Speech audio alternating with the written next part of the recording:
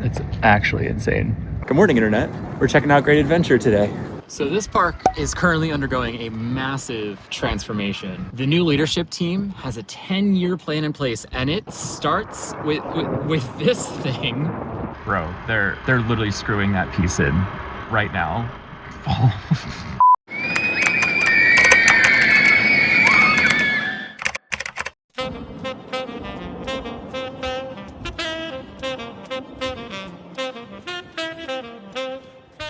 It's gonna go down. Tower's gonna be sitting like right there. It's gonna go way up. So we got a bunch of support beams right on the other side of this fence right here. This one right here is the end piece, I think. I think that's the one with the bumper. And over here, these are the parts for the flat rides. We got the chairs for Wave Swinger stacked up right there. Pretty cool, man. Yay, Superman will be operational today.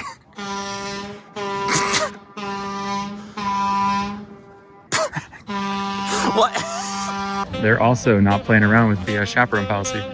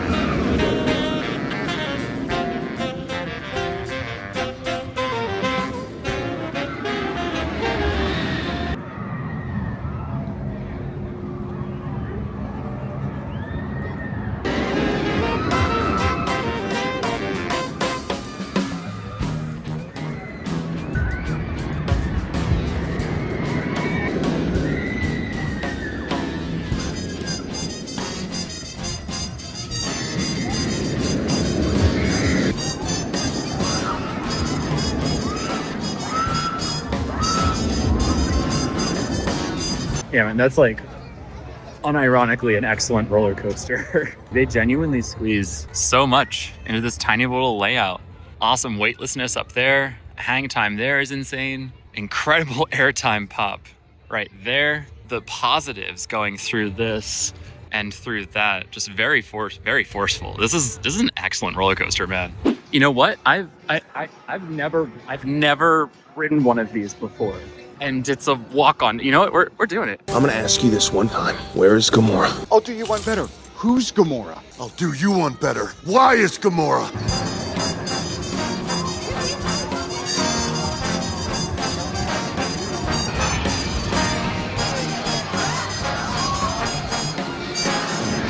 Excellent ride. Terrible restraints. Yeah, the weightlessness up there is really good.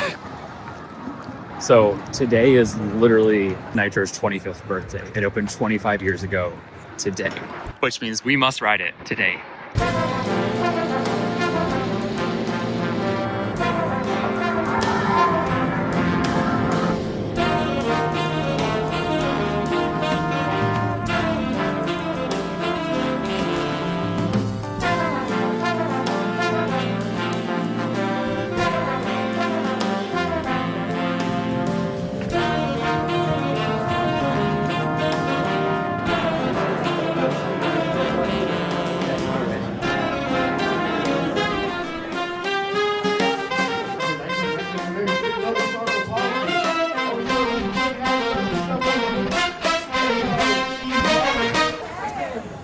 Nitro, no trims, so good. Much airtime. Some good positives in this guy, the one that does this. I don't know what it's called. Keep hanging in there, buddy, bro. The other significant development here is that they cleared these game booths here. It's really cool. It actually opens up whole view of Superman, and eventually the rest of the boardwalk expansion, the Shoreline Pier, will be right in that spot as well. So it's just way more open, way more inviting. Bro, it's an active construction site, and they just look at how they made this fence short so everyone can see exactly what they're doing. These two gray strips right here, those are actually train storage. So they'll transfer right here because this right here is your station. It's pretty cool. They're pouring this giant rectangular concrete pad right here.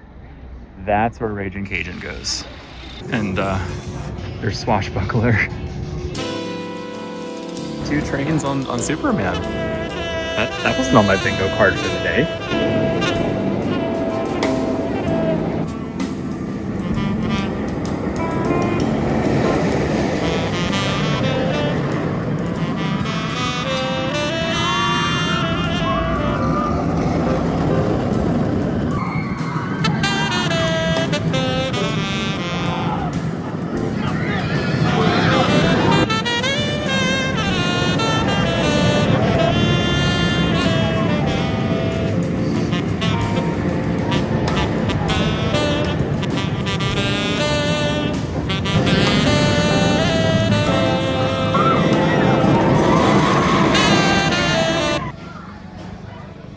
I might not ride that again this year. My old man head cannot take that anymore.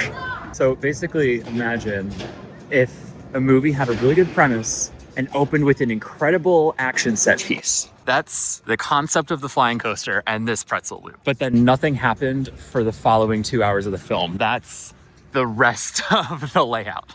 Guys, I found someone pretty exciting. I found Mike. How's it going? Mike's gonna point some things out for us. So I mean, obviously you see Project Purple, and as amazing as it is, and it looks really cool in the sunlight today. It's a beautiful day here at the park. To the left of Project Purple, this will be the Shoreline Pier, where we'll have the 5 rides. 4 of them are new to us. So obviously, you know, we'll have Barrels of Fun, the Spinning Wild Mouse. We'll have the Flyers, the Wave Swinger, and then the Nebulas. I'm really excited for that because the Nebulas is so mesmerizing to watch. So that's gonna be cool. And the Roundup. The Roundup is making its way. Swashbuckler coming over here. On top of that, we'll have food and beverage in the area, a new funnel cake stand. I can't wait for the holy cannoli funnel cake. And then down on the boardwalk, we'll have fresh cut fries. And when it comes to live entertainment, we're gonna add the whole boardwalk nights experience. So we'll have live entertainment all through the area. So really exciting. Can't wait to open it up. Thank you. Appreciate you, Mike. All right. Have fun. Oh, Oh, sorry. so Have fun. You too. Thank you, man. For the record, he is walking around cleaning up trash. Dude's a real one. I can't believe that just happened. I'm gonna be honest, this is actually my favorite change they made at the park is you can do the safari from inside the park again. They used to do this and then they got rid of it. Shout out to the new park leadership because they looked at this and they were like, wait a second, we have a frickin' safari. We should probably like capitalize on that, you know? It's a good move. Off-road adventure. My name is Christina. I'll be your tour guide. These are fallow deer. All the left on the top. They're 200,000 African elephants left in Africa. These ladies have been with us since 1974. They can travel thousands of miles without needing a lot of rest. This is a tower of giraffe. Now, this tower of giraffe is pretty cool, right? It's upwards of 900 to like 1,100 pounds. You're curious, they're going to come and investigate who you are. Now, notice on the back of their ears, they have dots. We call that a false eye. They go into the water, and potential predators come up behind them and they're like, oh no, you put me to me. And they run away. There she is. So I think the most significant change we're gonna see, Kingda Ka sat all the way back there. Phantom Spire is gonna go here. It's not gonna be there. It's gonna be here. It's gonna completely change the symmetry of this very iconic shot. Here's a doodle so you can see what I'm talking about. Ah, yes, my favorite Vekoma SLC, Medusa. Bro, it's dead over here. No one is riding the best roller coaster in the park right now.